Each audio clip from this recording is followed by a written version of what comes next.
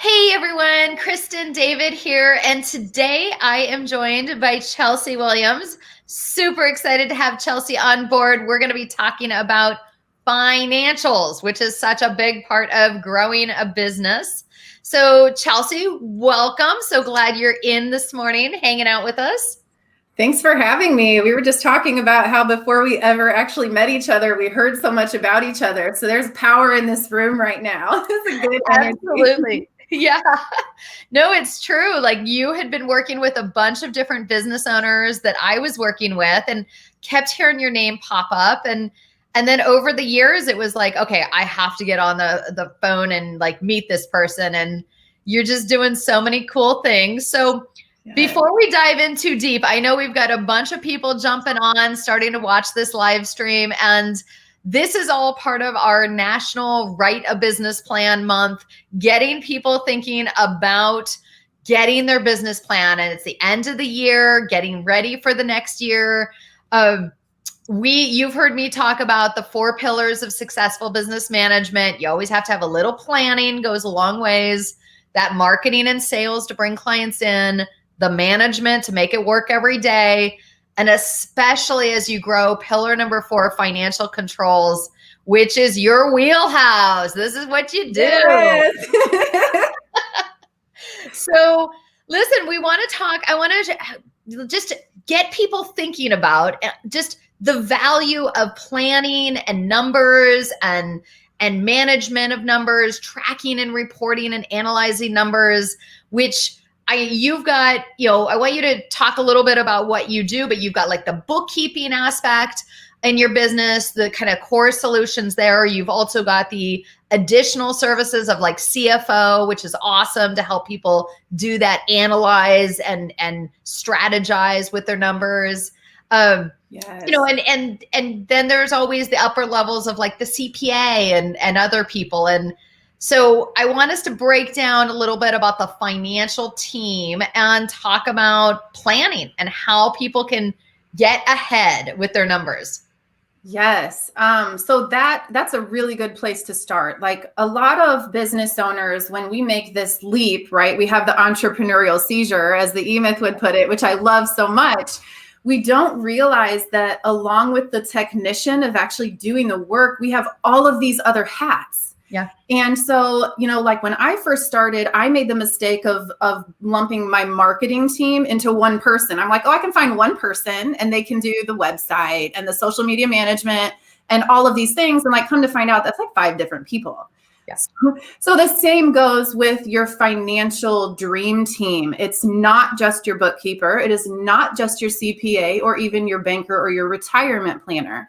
It is all of those things. Most often you can't find in one person. And I have a blog on my website called Part-Time Bookkeeper or Outsourced Accounting, because a lot of times people ask that question, do I hire in-house? Do I outsource? How do I do that? And one of the things that blog outlines is the difference between a bookkeeper, accountant, a CPA, and someone who specializes in CFO. Mm-hmm. So to make it simple, the bookkeeper is the person who records the data.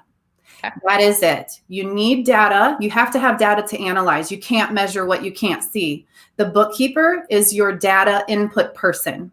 An accountant understands more of the accounting specialty, like ways to book things on a tax return. They understand how the bookkeeping ties into the tax return to a certain extent, whereas the tax preparer focuses on the tax implications of what your bookkeeper and or your accountant have compiled. And I want to just point out a quote by Judge Leonard Hand. And he said, there are 2 tax systems in this country, one for the informed and one for the uninformed. Both are legal. And I want to point that out because I'm part of a lawyer Facebook group, and someone just posted on there, my CPA just told me I need to spend a bunch of money because it's the end of the year and I have profit to kill. And I'm looking at the thread, and even some of my clients were in there and they made some similar comments. It's like, if you are working with a tax preparer who only looks at your financials once a year, who advises you to spend money almost recklessly at the end of the year, not strategically, and is short-sighted to the year in preparation, you may want to consider finding another tax professional. Because if you're not working with your tax professional throughout the year, you're probably missing out on some strategy there, right? And then the final one being the CFO. So the CFO has this this ability to see the bigger picture. They understand the numbers. They can see the financial picture, because your law business has a financial picture and a story, right? Your numbers tell a story. A good CFO is able to interpret that story and advise you on how to reach the goals, and even push you, right, to set goals that are BAG goals, big, hairy, audacious goals, for those that read business books, right? And they help you identify the milestones from point A to point B.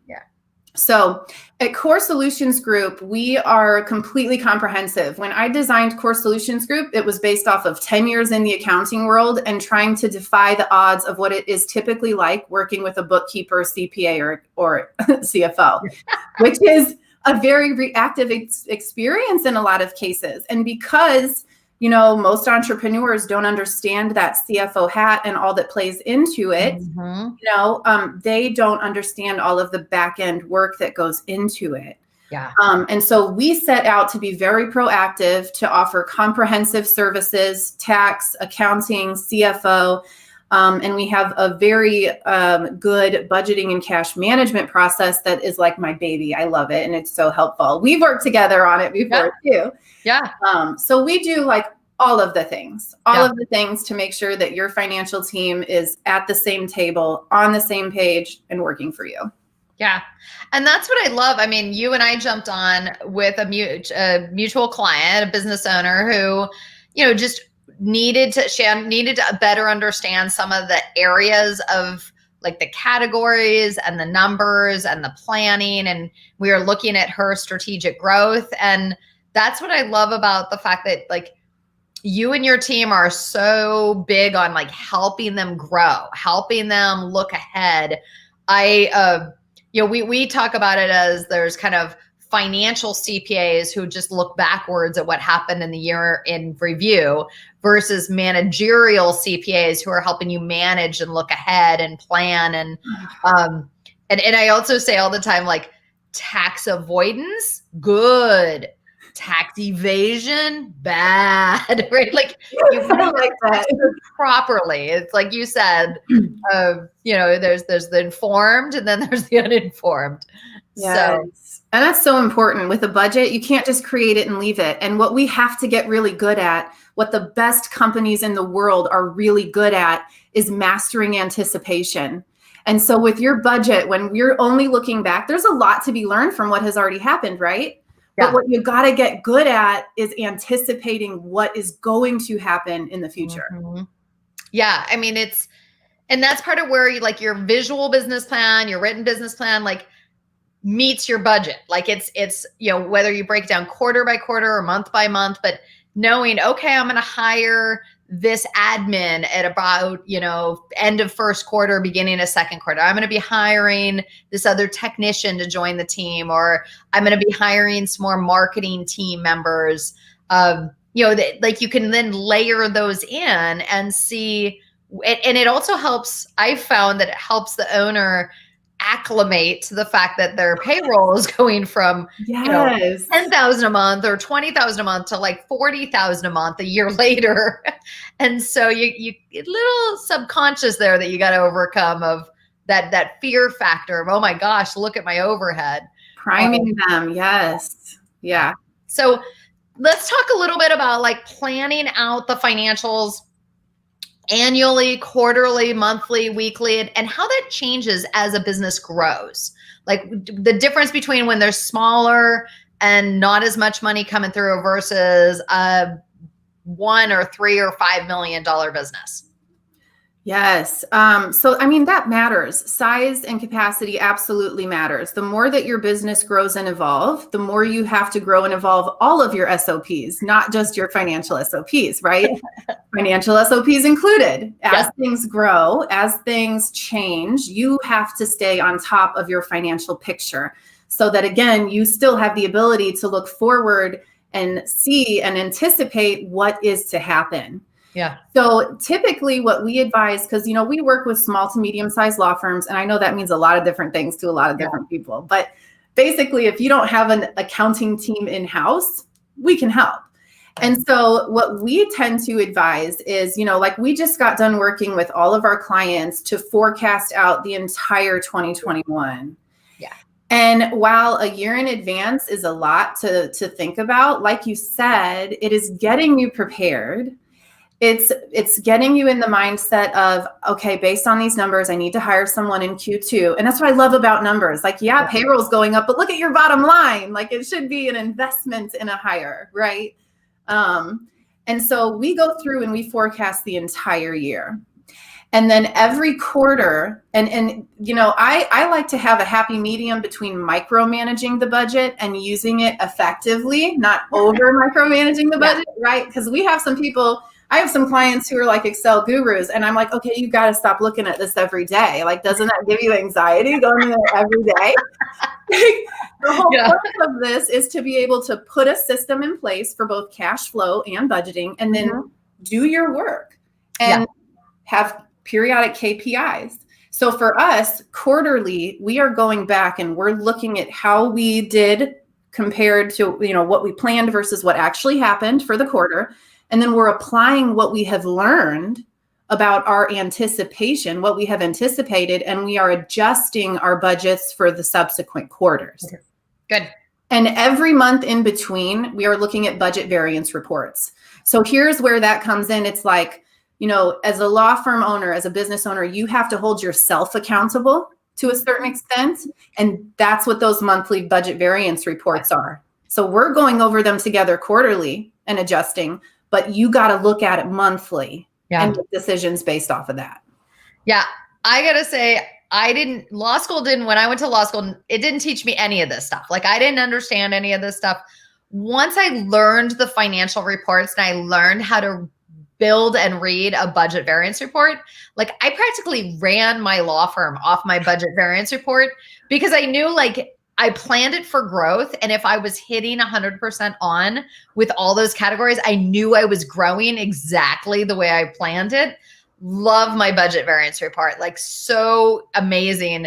It's just one of those tools that I feel like not as many people use, but it was like such a breakthrough for me. It was awesome. And you spend an hour looking at it. It automatically gives you your indicators. Like, it'll flag what's out of budget. So instead of digging through all your stuff, crunching some numbers, hopefully getting it right on an Excel sheet, it's just like, bam, and here's what you need to look at. So, we talk all the time. I talk to business owners about, like, what do they need to be doing? Like, so annually, like, there's the big business plan, the bigger, like, strategizing quarter by quarter, where you're growing, what are some of the numbers, the KPIs. Quarterly, meeting with your CPA, meeting with your financial team, making sure that you guys are pivoting and changing adjusting as necessary.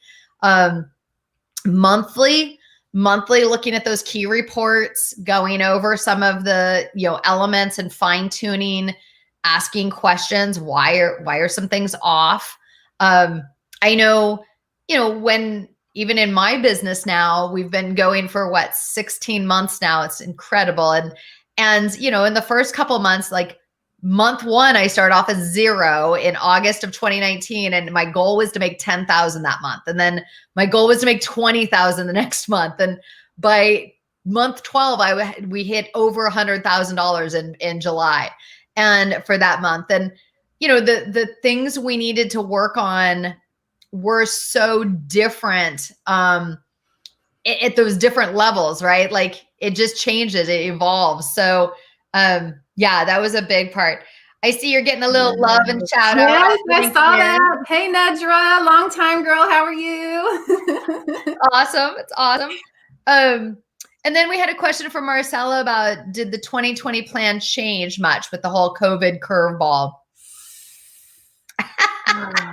I tell you what, there were a lot of bad things about COVID, but I like to find the silver lining in things. And I think that COVID was an extremely awakening year for a lot of law firm owners for a lot of different reasons. So much so that is another blog on my website, the Golden Nuggets of 2020, because there were so many. Yes, it threw almost everybody off track. But the question is, were you prepared for it? Yeah. And if you weren't, did you learn why? And did you see where there was opportunity for, to do better, to prepare better? And that's part of like in writing a business plan and saying, okay, for my financial controls, it's the goal of the business to read my key reports every month. It's the goal of the business to quarterly analyze and look through and look at what we need to change in the budget or other areas. And I'm a big fan of profit first, making sure that we help take some of that money right off the top and set it aside for, some profit, some tax, some cash cushion just to kind of build up. And, I've actually told this story a couple of times. I was in month 12 of my business and I was meeting with my CPA. It was July of this last year. And he's like this on the Zoom. And I'm like, uh-oh, what's that? I started freaking out because that's never a good sign, right? I'm like, what did I do wrong? And, I thought we had done great through COVID. We'd helped a lot of our clients pivot and like come through COVID. And so all of a sudden I was like, what? And he's like, no, you're okay, Kristen. He's like, it's just, I don't see a startup in month 12 very often that has 168,000 of extra money set aside in their profit and tax and other cash cushion accounts. And I was like, oh, so we're doing good, right? He's like, prepared. You call that prepared. That's what that is. Yeah. So that was wonderful to like know that we walk the walk and making sure that you are prepared. And some of the businesses I work with, they had some cash cushions and that helped them get through. And some had to get scrappy and rethink the financial plan and kind of reanalyze what was really needed. So yeah, it's been a crazy year, and that's our entrepreneurial muscle, right? So part of what I talked about, in the Golden Nuggets of 2020 is we had been on a really good roll for years. We hadn't experienced, it was since 2008, since, a real crisis came along. So FYI, it will happen again. So don't be surprised when it does. But we had to flex this entrepreneurial muscle that we hadn't had to flex in a long time. And the essence of being an entrepreneur is being able to identify when something is coming and be flexible enough to pivot around it. As an entrepreneur, as a business owner, you have to evolve to survive. Yeah. And part of that is being flexible in how and when you pivot. And that's, so I wrote an article a while back about my favorite words in business. And interestingly, a lot of them are also part of our core values, but it's, obviously systems. I love my systems, but it's pivot, improvise, resilience, because as an entrepreneur, you've got to be so resilient. But Ruth Bader Ginsburg, oh, you got the book. Awesome. Yeah. It's just, you've got to have that vision and that plan but you've got to write the business plan and have like some idea of like where we're going and how is this business going to make money and what's the financial levels that we've got to hit to make sure we're on track and that we're going in the direction we want to go. So yes, it's your map. Yeah. It's your map. I think I called myself, I always have to be difficult. So like I'm chief financial architect right now. I was considering financial cartographer, but a lot of people didn't know what that word meant. Neither did I. I had to Google it. Yeah. Financial cartographer is a cartographer creates a map. Yeah. Right? Makes it all work. Financials are a story and there is a roadmap to be made from your numbers. Yeah. It's funny. I'll do a VIP day with a business owner and they may, a lot of our business owners are 1 to 6 million, but sometimes they're, 12 or 25 million. And one of the first things I ask for are their financials, because it tells you in black and white some of the things going on in that business. It'll tell you things the business owner won't. Oh yeah. I mean, it's like, oh, we got an issue here. We're going to have to talk about that.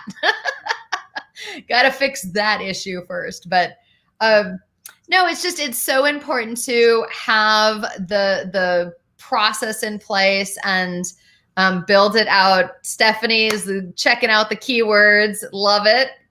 Got a happy birthday shout out. Happy birthday. Yes, I've got the birthday going on today too. You know, when we planned out these, we said, okay, every Tuesday. And I was like, oh, that's my birthday. I'll do it. I'll do the live stream. And then I'm actually, after this live stream, shutting my laptop and spending time with family. And my team is awesome. It's again, amazing how much we've grown. We have 16 on the team, and already in just 16 months. And I just hired 2 more coaches to join the team. We've got like 3 more people we're hiring in first quarter. Awesome. So it's just like, you know, you build the machine and the team just kind of comes behind and like helps propel it forward even more. And yeah, it's pretty awesome. So listen, what would be your suggestion? What's like a homework assignment you send business owners off to do to help them start to get clearer on their financial planning and like where they want to go? Yeah. So, you know, again, you can't measure what you can't see. If you can't go pull a P&L and a balance sheet right now, and it's not accurate, that is like step number 1, right? And once you have that, the next step is uncovering your formulas. Everybody has formulas. I have my top 10 money myths, and myth 1 is my law firm is a unicorn and none of the systems and processes will work for me. That's a myth. That's a lie that you may be telling yourself. It will work. You do have formulas, right? Even in a settlement-based revenue model, there are formulas there. That's why I love numbers. They're very reliable. So once you uncover your formulas, what you should be left with is your profitability, your margins, right? Yeah. Now that's where the decision-making comes in. Now you have to decide, what are you trying to achieve specifically? Yeah.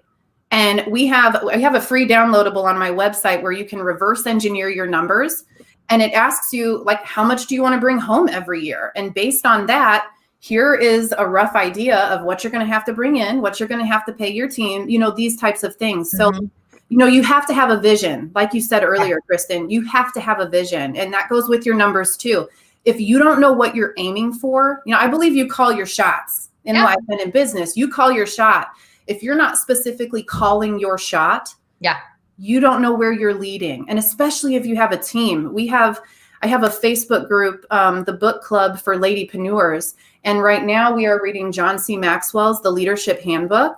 Good. You know, if you as a leader don't have a vision and a clear path to where you're headed, what is your team going to do? Your team is going to be wandering in the wilderness as well. So. Well put. Yeah. So I actually want to pop onto the screen. I'm going to share my screen with your blog.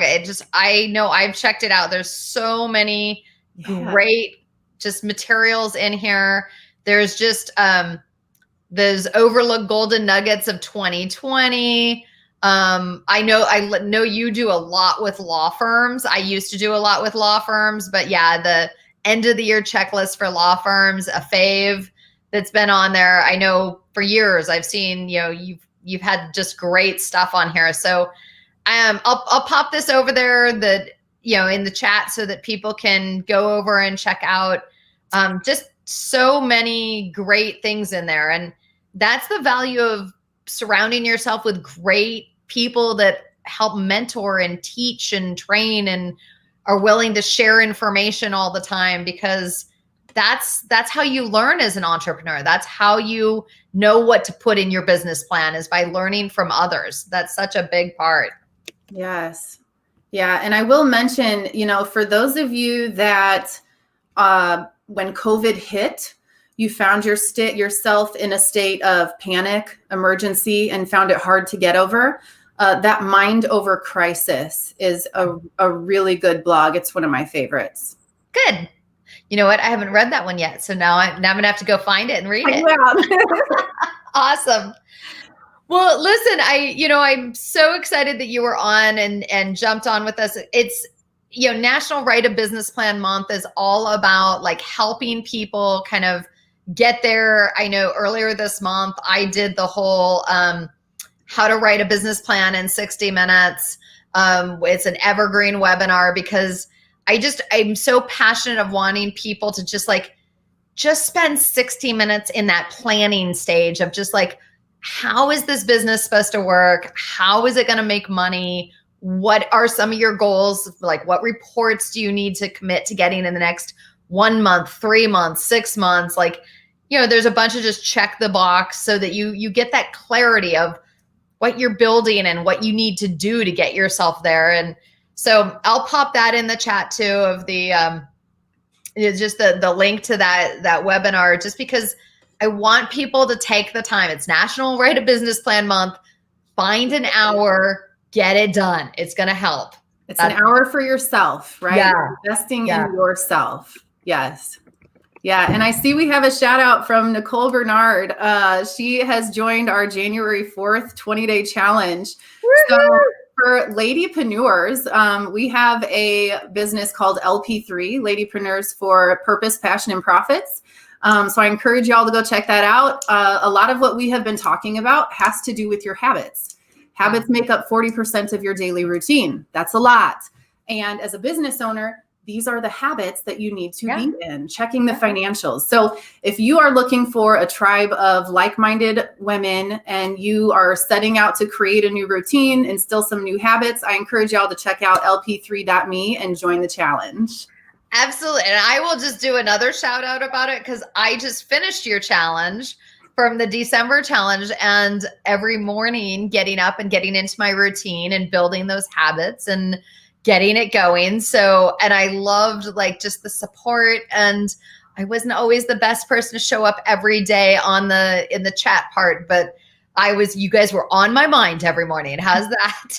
That's okay. Progress over perfection. Yes. The energy that these women bring to this challenge is amazing. Amazing.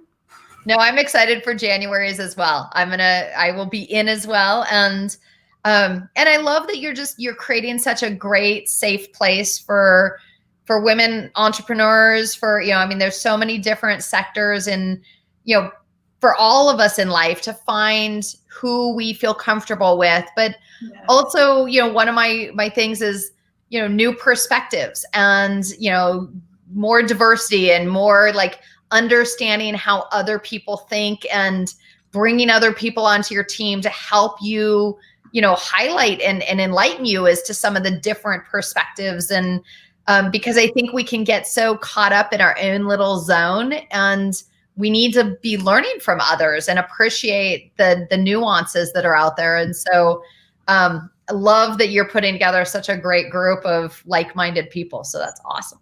Yeah. And LP3 was birthed because I was getting into the history of women and money. There's a lot of conditioning that women have gone through in the past 100 years that we may or may not be aware of. And it's absolutely showing up in our businesses. Whether you know it or not, women have a very unique history. I think it's important that we know about it. Not that we're getting even or getting back. That's not what this is about, right? It's just understanding some of the conditioning that you may be holding on to and not even knowing it. Yeah. So, our mission with LP3 is to change the storyline, and from, women being out to get other women to women supporting women 100%. So we're really excited about that. Yay. I'm excited. Well, awesome. I'm going to wrap us up. It's been it's amazing how time flies when you're having fun. And, I just love like creating your financial dream team. Like, to me, that's like the fun play part of, just understanding like where your bookkeeper and your accounting team and your CFO and your CPA and how everybody works together so that the business owner is in a position of strength and can use the numbers to like help guide us. And so cheers to all of the entrepreneurs out there who are using their numbers. And for those of you that know you need to get better, reach out to Chelsea or to us. We'll help coach you along on like learning the basics. Not that we're going to do the bookkeeping for you or anything, but part of this is educate, and part of this is like make a plan in your business plan. These are some of the things I want to do in the coming year. So awesome. Yes. Any final comments before we wrap up? No, I love that. I love that. It's about your financial dream team. And, it's not going to be a good fit every time. Core Solutions is not a good fit for everybody. That's fine. That's expected. Don't get discouraged if you find a bookkeeper who doesn't show up and do it. Keep looking, because you will find the right fit. There are plenty of options out there. Yeah, absolutely. Well, good. Well, I'm going to wrap up. I see that Sherry jumped on and said happy birthday and Merry Christmas and everything. I'm going to go enjoy my birthday, everybody. I'm going to shut my laptop and practice what I preach. Yes. Building businesses so we can enjoy some downtime. So I am super excited to go enjoy my birthday. So thank you, Chelsea, for joining. Yes, thank you. Thank you, everybody online, for watching. Have a great and productive rest of your week. Bye, everyone. Happy holidays.